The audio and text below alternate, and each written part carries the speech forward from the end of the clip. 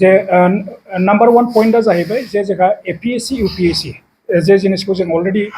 Selection प्रसेसा जोंहा जोबनानै थांबाय दा बाथ्राया जाहैदों मा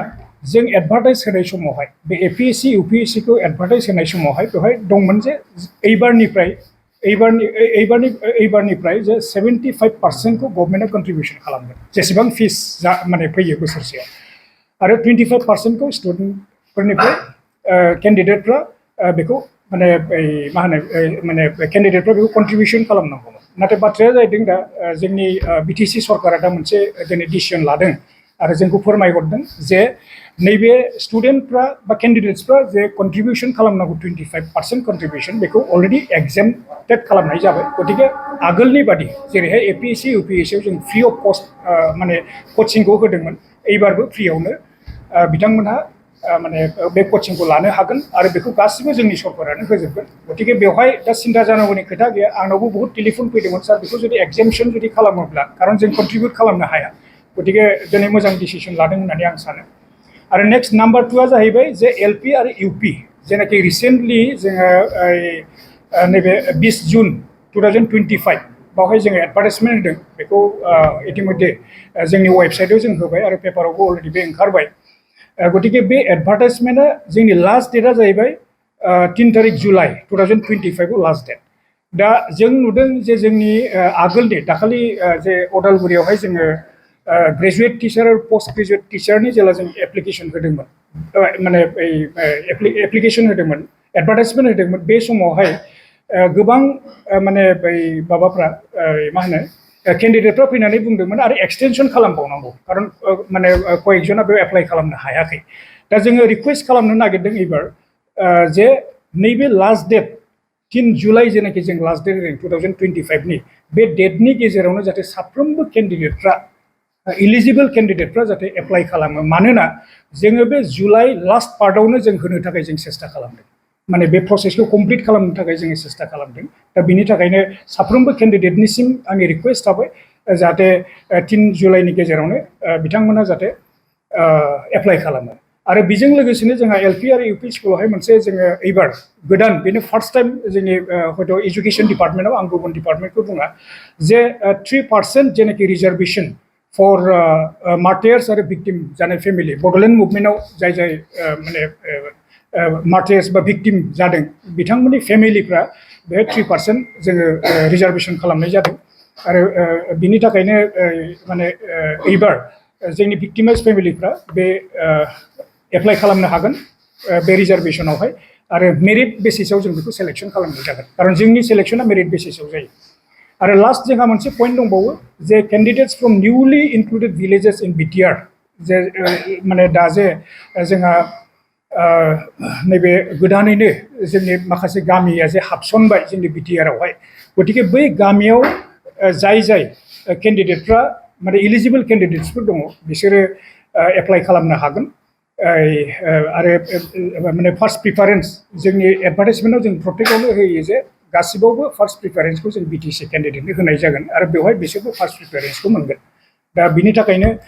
बिथांमोनखौबो आं खावलायनो नागिरदों जे जाहाथे माने गाव गावनि बिनि जे रेसिडेन्स जेनाखि सार्टिफिकेट बे सार्टिफिकेटखौ जाहाथे होनानै बेखौ एप्लाइ खालामनो हायो थ' बेखिनि मोनब्रैनि थाखायनो दिनैहाय जों प्रेस मिटखौ होदोंमोन आरो बेखिनिखौनो आं बुंबाय जुदि माबाफोर सोंनांगौ दंबा सोंनो पस्टखौथ' एसे आगोलावनो बुंलांदों जे जोंनावहाय दा स्पेसिफिक जोंहा पस्ट दङब्लाबो जों एसआइइउनि सायाव माने डिपेन्ड खालामो गतिके बे गेजेरावनो जुदि आरो एसआइइउआ जोंहा एसे बारायबावोब्ला थ' हयथ' सारा बुंदों जे 700 800 हयथ' 1000बो हयथ' जाहैनो हागौ बा जाहैयाबो जानो हागौ बिनि गेजेराव कनफाइन थागोन আজি আমি বিটিচিৰ শিক্ষা বিভাগৰ ফালৰ পৰা আমাৰ বিটিআৰৰ সৰ্বসাধাৰণ ৰাইজৰ জ্ঞাতাৰ্থে দুটামান আমি বিষয় আপোনালোকৰ সন্মুখত দাঙি ধৰিব ওলাইছোঁ প্ৰথমটো হ'ল আমাৰ বডোফা সুপাৰ 50+ যিটো প্ৰগ্ৰেম আমি চলাই আহিছোঁ এই প্ৰগ্ৰেমটো ইয়াৰ আগলৈকে বডোফা সুপাৰ 50 আছিলে তাৰপিছত আমি এই বছৰ এইটো সুপাৰ 50+ কৰিলোঁ আমি সেইটো আৰু আমি নাম্বাৰ অফ ষ্টুডেণ্ট আমি বঢ়াবৰ কাৰণে আমি কৰিছিলোঁ এই বিষয়ে অলৰেডি আমি আপোনালোকক আটাইকে অৱগত কৰাইছোঁ তো আমাৰ এতিয়া গোটেই সিলেকশ্যন প্ৰচেছখিনি আমাৰ শেষ হৈ গ'ল আৰু ইউপিএসসি আৰু এপিএসসিৰ কাৰণে আমি যিখিনি কেণ্ডিডেটছ আছে তেওঁলোককো শ্বৰ্টলিষ্টেড কৰা হৈ গ'ল আৰু আমি তেখেতসকলক এইটো মাহৰ ভিতৰতে আমি সংশ্লিষ্ট কোচিং ইনষ্টিটিউচনলৈ তেওঁলোকক পঠিয়াম। যেতিয়া চিলেকশ্যনটো হৈ গ'ল তাৰপিছত বিভিন্ন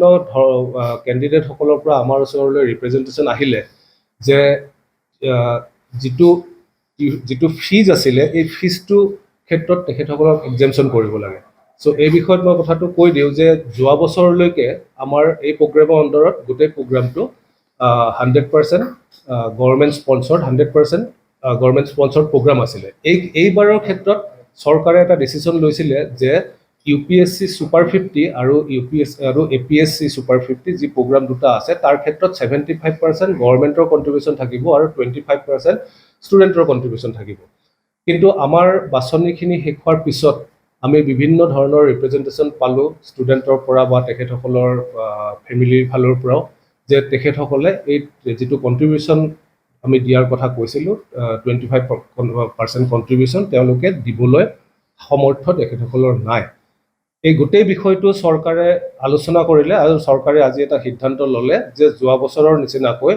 এইবাৰো আমি এই প্ৰগ্ৰামটো আমি 100% ফ্ৰী কৰি দিম। গতিকে 25% যি কণ্ট্ৰিবিউশ্যন দিয়াৰ কথা আগতে কোৱা হৈছিলে গতিকে সেইটো আমাৰ UPSC Super 50 আৰু APSC Super 50 প্ৰগ্ৰামত যিসকল প্ৰাৰ্থী বাছনি পালে আৰু যিসকলে এতিয়া তেওঁলোকে সংশ্লিষ্ট কোচিং অনুষ্ঠানত যাব তেওঁলোকে কোনো ধৰণৰ তেখেতসকলৰ ফালৰ পৰা ফিজ দিব নালাগে, ফিজটো সম্পূৰ্ণৰূপে চৰকাৰে বহন কৰিব। এইটো আছিলে আমাৰ বডোফা UN Super 50+ প্ৰগ্ৰামৰ সম্পৰ্কে ক'বলগীয়া। দ্বিতীয়তে হ'ল যে আপোনালোকে গম পাইছে যে আমি যোৱা সপ্তাহত আমি পষ্ট গ্ৰেজুৱেট আৰু গ্ৰেজুৱেট টিচাৰৰ আমি এপইণ্টমেণ্ট প্ৰক্ৰিয়া এটা ওদালগুৰিত আমি আৰম্ভ কৰিলোঁ আৰু আমি এইটো নিযুক্তি পত্ৰ দিলোঁ। আমি যোৱা 20 তাৰিখে এই মাহৰ 20 তাৰিখে আমি পুনৰ এটা এডভাৰটাইজমেণ্ট দিছোঁ। এইবাৰ আমি আমাৰ যিখিনি sanction vacant post assistant teacher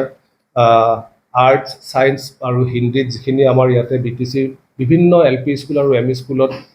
যিখিনি পোষ্ট খালী হৈ আছে এইখিনি পোষ্ট ফিল আপ কৰাৰ কাৰণেও আমি এটা এডভাৰটাইজমেণ্ট দিছোঁ আৰু এই এডভাৰটাইজমেণ্টৰ লাষ্ট ডেটটো হ'ল 3 জুলাই। যিহেতু আমি শিক্ষা বিভাগে আমি এটা সিদ্ধান্ত লৈছোঁ যে আমি এই ৰিক্ৰুটমেণ্ট প্ৰচেছটো আমি খুব সোনকালে আমি সমাপ্ত কৰিম। গতিকে আমাৰ এটা অনুৰোধ সংশ্লিষ্ট প্ৰাৰ্থীসকললৈ যে তেওঁলোকে 3 তাৰিখৰ ভিতৰত যাতে তেখেতসকলৰ আবেদন পত্ৰ আমাৰ ৱেবছাইটত যিটো লিংক আমি দিয়া আছে তাতে যাতে তেখেতসকলে তেওঁলোকে যাতে তাত দাখিল কৰে। তাৰপিছতে আমাক খুব কম দিন 2-3 দিনৰ ভিতৰতে আমি ডাটাবেছটো আপলোড কৰি পেলাই আমি ডকুমেণ্ট ভেৰিফিকেশ্যনৰ কাৰণে আটাইখিনি কেণ্ডিডেটকে আমি আমন্ত্ৰণ জনাম। গতিকে আমি এটা টেণ্টেটিভলি তেনেকৈ এটা আমি ৱৰ্কিং প্লেন এটা বনাইছোঁ আৰু আমি আশা কৰিছোঁ যে আমি ভবা মতে যদি আমি গোটেইখিনি প্ৰক্ৰিয়া যদি আমি নিৰ্দিষ্ট সময়ৰ ভিতৰত কৰিব পাৰোঁ তেতিয়াহ'লে আমি হয়তো 31 জুলাইৰ ভিতৰত আমি এই আমাৰ যিখিনি ভেকেণ্ট পোষ্ট আছে সেইখিনিৰো আমি নিযুক্তি পত্ৰ দিবলৈ পাৰিম। BTCৰ বা BTRত যিখিনি আমাৰ